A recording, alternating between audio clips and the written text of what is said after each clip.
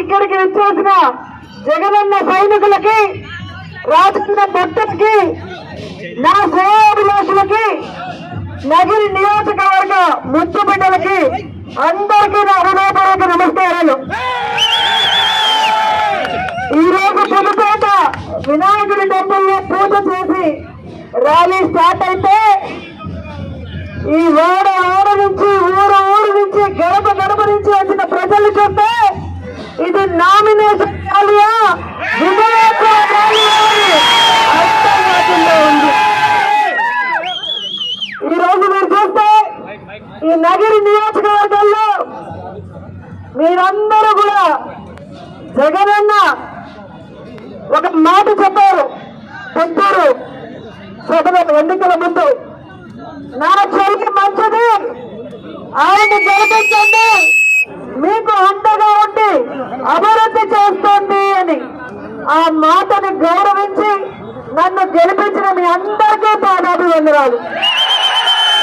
2014లో మీరు గెలిపించినప్పుడు అపోజిషన్ ఎమ్మెల్యేగా అసెంబ్లీలో నగిరి వాయిస్ ని వినిపించారు, వైఎస్ఆర్ కాంగ్రెస్ పార్టీ వాయిస్ ని వినిపించారు.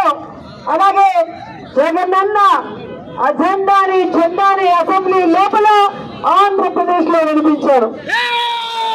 2019లో దేవుడి ఆశీస్సులతో జగనన్న ముఖ్యమంత్రి అయ్యాడు.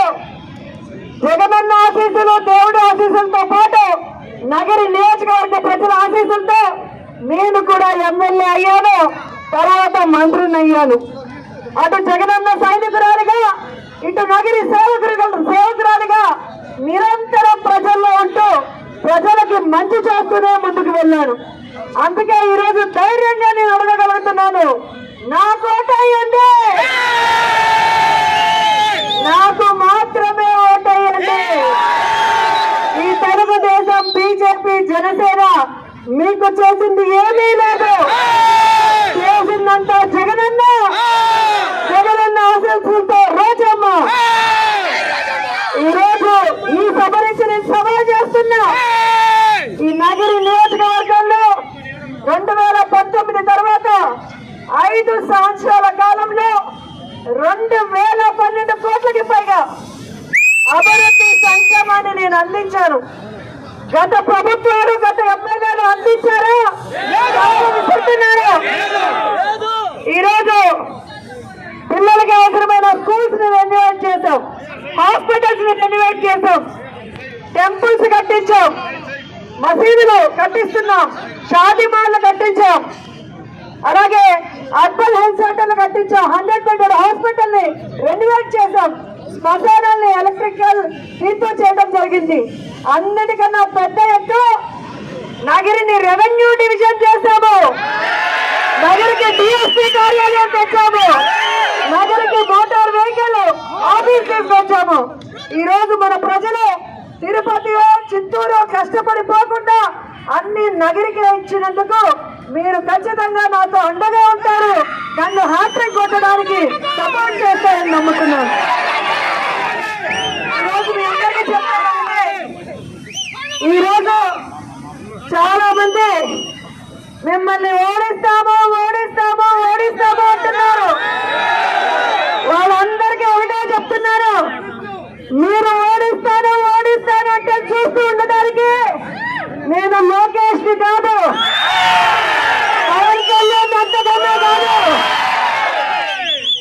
ఇది నగిరి గడ్డ, రోజమ్మ అక్క, జగనన్న అండ ఉన్న ఆడబిడ్డ.